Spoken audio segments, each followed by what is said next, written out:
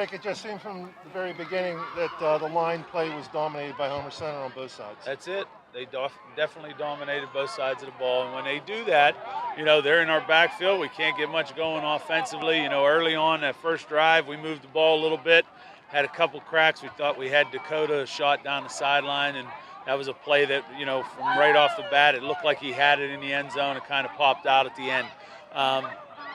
Then their first play of their drive, we had a guaranteed pick by Ricky. Their receiver wasn't even looking, and they get that. That's a stop. Those little things change early.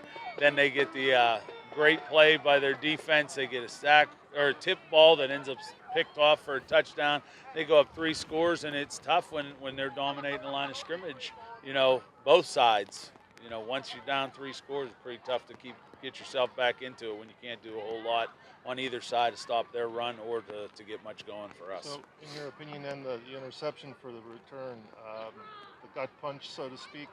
Yeah, I got tipped. I mean, he did a nice job. The lead boy comes off the edge and tipped the ball, and the other guy on the other side ended up tipping it, getting it out of the air and making a play. So it's one of those deals where when the momentum swung early, then it just compounds. And when you're in weather like this for us, we're a passing team, and it makes it more difficult to move. And but I give all the credit in the world to Homer just beating us off the ball constantly. I mean, their linebackers do a great job, and secondary did well too.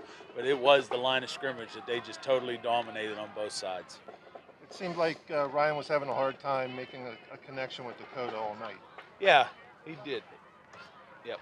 It was a situation where, he works hard to try to, we tried to get the ball to him, but their secondary did a nice job staying with us. We knew their secondary was tough, but, again, there's pressure up front, though. That's where it's, makes it tough on Ryan to make a play with that much in his face. And, again, I give the credit to their offense and defensive line.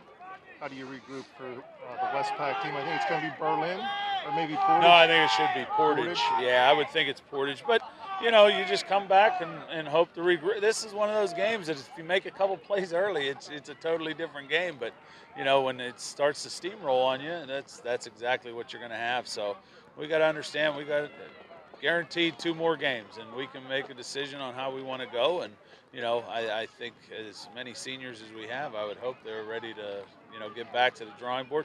Portage is going to be a very difficult team. We saw them last week as a staff, and, they're a good team. So we got to come ready to play, and, that's all you can do is all you can ask of high school kids. But the big thing is they got to understand there's a lot of work ahead of them yet. After this week of practice, do you feel the boys were ready to play? Or I honestly did. Honestly, before the game, I thought we had pretty good.